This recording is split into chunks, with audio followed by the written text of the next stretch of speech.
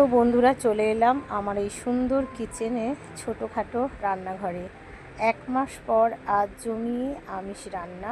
সকালে চা থেকে চিকেন এবং মাছের রেসিপি সবটাই কিন্তু থাকবে।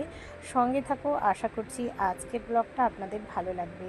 তো ফ্রিজ থেকে সমস্ত মাছ মাংস দেখতেই পেলে এখানে ভিজিয়ে দিয়েছি। আর একটু ভিজে গেলে তারপর কিন্তু আমি এগুলো রেডি করব। আর যেহেতু বরফ জমে গেছে তাই উপর থেকে নুন দিয়েছি। এই টিপসটা কিন্তু তোমরা ব্যবহার করতে পারো, খুব সহজেই কিন্তু মাছ মাংস ফ্রিজ থেকে বের করে নুন দিয়ে দিলে 2-3 মিনিটের মধ্যে কিন্তু ছেড়ে যায়। তো যাই হোক, আজ অনেক দিন পর আজ জমিয়ে বাড়িতে আমিষ রান্না করব। তো সবটাই শেয়ার করছি। তো চিকেনটা ম্যাগনেট করে নিয়েছি, পরিমাণ মতো পেঁয়াজ টমেটো একটু শ্যালো ফ্রাই করে নিলাম। আর এখানে দেখো, চিকেনের জন্য কিন্তু আমি আলুটা ফ্রাই করে রেখেছি। অবশেষে কিন্তু আমি আজকে বসিয়ে দিলাম চিকেন। আজকে কিন্তু চিকেনটা আমি জমিয়ে রান্না করছি একটু অন্যরকমভাবে। দেখতেই পাচ্ছ, দুটো বড় বড় রসুন কিন্তু আমি দিয়ে দিয়েছি। এতে কিন্তু চিকেনের টেস্টটা অনেক বেশি বেড়ে যায়। ফাইনাল লুকটা তোমরা দেখে নাও। একদম সুন্দর করে কিন্তু চিকেনটা বানিয়েছি। এখন বানাবো আমি মাছের রেসিপি।